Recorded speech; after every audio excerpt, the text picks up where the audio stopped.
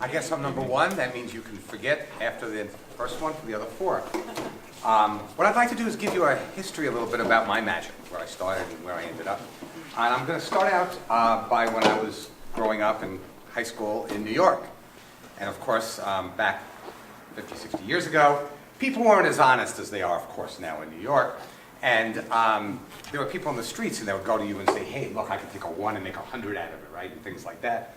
And you thought, that's great. So I thought I would do that with somebody here. Who would like to make some money? Who has a $20 bill maybe? You have a $20 bill? That's great. Can I borrow your $20 bill? I really appreciate that. Okay, just to make sure in case you might see it again, just put your name or initials on the front of it or something like that. Okay, and your name is? Scott. Scott, thank you. You couldn't put that. Okay, Scott, thank you very much. And you want to increase your money, right? Yes. I'm assuming you're walking around in New York and you want to increase your money to a 50 or 100 maybe or something like that.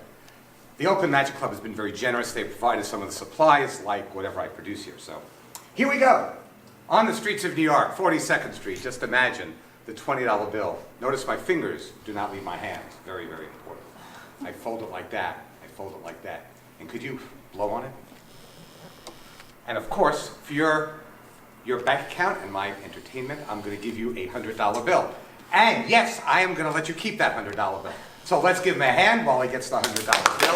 And congratulations. Okay, moving right. That looks kind of fake. Oh, bummer. Well, the other side looks good. The other side's really good. The other side's, yeah, this is not very good. That's okay, though. Well, for your efforts, you get a little hacksaw here. Be careful, okay? Okay, so I was growing up in New York, and then I went off to college, but I would come back to New York to visit. And do any of you play tennis? Any of you play tennis? We have some tennis players here. And I played tennis, and the United States Tennis Open is in Flushing Meadows or was in Forest Hills back at that time. So I would come there to watch the match. And I thought I'd recreate a match for you of doubles. Okay? And why don't you look at that? I have a racket here. Why don't you look at that? Just look at them, and here's a tennis ball here, and just look them over and make sure that they look okay, or whatever you need to do for them. Okay, game of tennis. A game of tennis doubles. And we had a can. These were souvenirs that I got from the United States Tennis Open. And who has my ball? You have my ball here. And I also have a racket, right? And I'll take the racket here. So Byron, we're going to be tennis buddies here, okay? And do you know how to keep score in tennis or anything like that? I'll help you, no problem. We have a tennis racket. You want to swing forehand or backhand? Forehand. Forehand, so you're going to swing forehand. Now I'm going to take the ball like that, put it in my hand here. You're going to take the racket, swing. Don't hit my hand though. That's kind of bad, you know. So let me take it here, give you the racket, and I just want you to swing at the ball. Perfect, that was a fantastic swing. It went exactly where I wanted it to go, right over here. That's very good. Not only do we get an applause, but we're winning 15-love. So that's really good. Okay, so now that's 15-love, and it is my turn, if that's okay. So I'm going to do, you did forehand, so I'm going to do backhand. I'm going to come over here, watch it. Swing the ball like that. And yes, the ball didn't go exactly on top here, but it did go exactly under here. So that makes it 30-love. No. 15-30, it skips like that in tennis. Oh, okay. Even out of our country it skips. Okay, so it's 30-love, it goes 40 and then game. So for the next point, being a magician, I thought, well, I'll do a kind of a sneak type of shot here. So I took the ball, and I pretended like I put it in my pocket. Of course, you can't do that in tennis, of course. And I take my racket here, and I swing, and I hit it up like that. And of course, if you can see, the ball goes right underneath here, and that makes it 40-love. So that's pretty cool, 15, 30, 40. Okay, good. The last point, I couldn't get away with that. I mean, putting it in my pocket, that's kind of cheesy, right? It's not good. So what I have to do is I have to take the ball, put it in my hand like that, and I have a loop, a top spin loop shot. So I go like that, I loop it like that, hit the ball like that, the ball comes down under here, and I got 15, 40, 40, game! So that's so the key thing for this is you can win in tennis even with a little cheating and stuff like that. Okay, so from, I graduated college, and I went to a place called Iowa. And in Iowa, I went to the largest town in northwest Iowa called Sheldon, Iowa. We had 5,600 people. And they had a lot of businesses like hogs, cattle, etc. But they had something else, and that was a rope factory. Because they would take ropes that they use for different purposes, and they would put rings and other things on it. So I want to show you how I was able to use my magic. Whoa! And learn magic from it. Yeah. Okay, so you want to just examine these ropes. Just examine the magnets, the trapdoors, make sure they stretch really well. None of that, right? Okay, good. So I have a long piece here, and I have a short piece here, and I have this middle piece here. 3 different pieces of rope, 3 different layers. This is called the illusion of the ropes, because if I shake it and blow, of course the illusion is such that the ropes look like they're all the same length. So we have a long piece. Thank you. We have a long piece here. We have the 2 short pieces here, and we have the 5th piece here. Now, there wasn't a lot of applause, I understand, because I'm using, 3 pieces of rope, and you only have 2 eyes. So it's hard to follow so many ropes. Right? So here, I'll give you one of the ropes here, and that gives us 2 pieces of rope. You're looking like a hawk. Maybe 2 pieces is too many. Maybe what I should do is just shake, and we'll just create 1 piece of rope. And that way we can do some magic for that. Okay. So as I mentioned, it's not just a piece of rope, it's a ring. And of course, it's very easy to put the rope on the ring, right? But let's make it a little bit harder. Let's take the rope, and let's put a little knot in it like that. And now I have to take the ring and get it to go through the rope. Now, unfortunately, I don't know if you know that, but I'm not good at getting the ring to go onto the rope. But what I can do is, can you do me a favor here? Just take the ring, and I can just pull it like that, and I can have the ring, rope on the ring.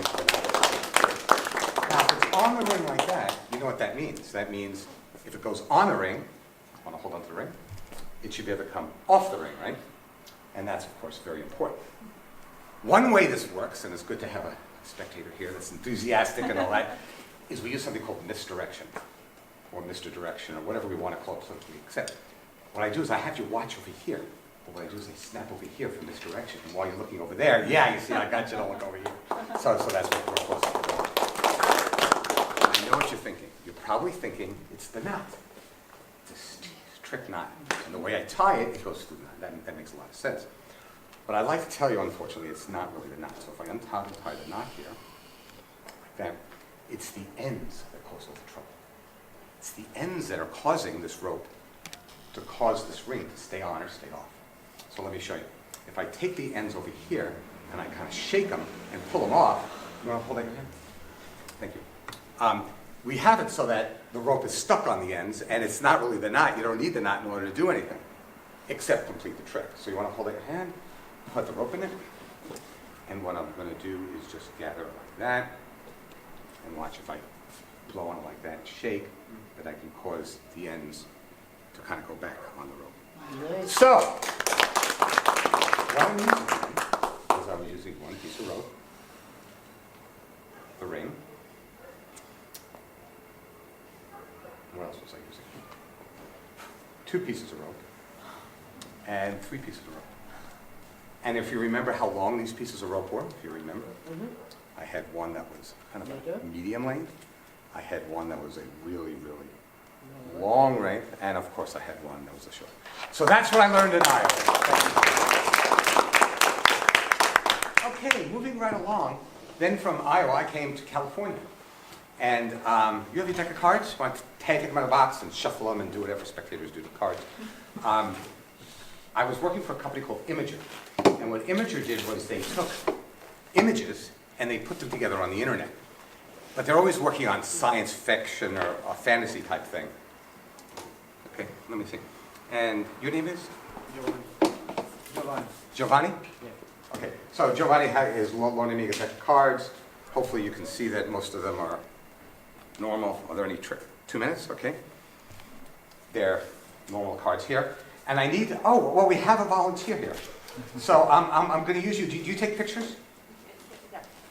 And you use what? A camera, right? Camera. And they were working on trying to figure out a way of doing it so they don't even need a camera. So let me show you what I was going to do. What I'm going to have you do is pick a card, quickly show it to everybody, and put it underneath the ring. Okay, so just say stop sometime. Stop. Right here, right towards the beginning. Take that one or the next one, whichever one you want. Okay, take it, show it to everybody.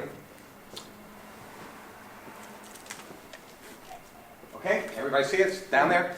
Okay, what we're going to do is use your hands in order to find that card. Okay, and we're going to print it based on your mind energy. So we have these pieces of paper here.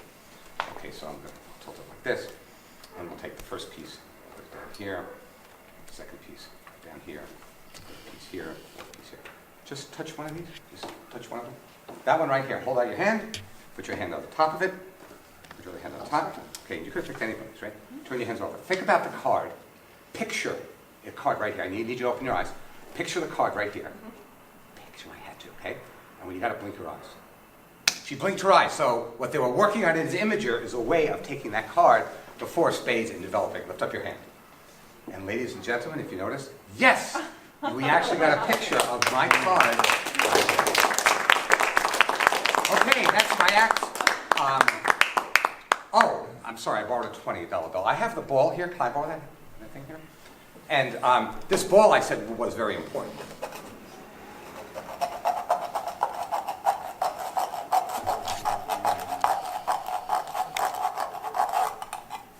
If you look inside the ball,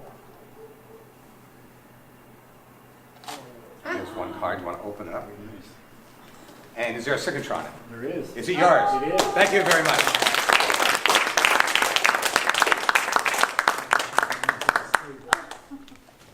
Awesome. There's 3 seconds to spare. Oh.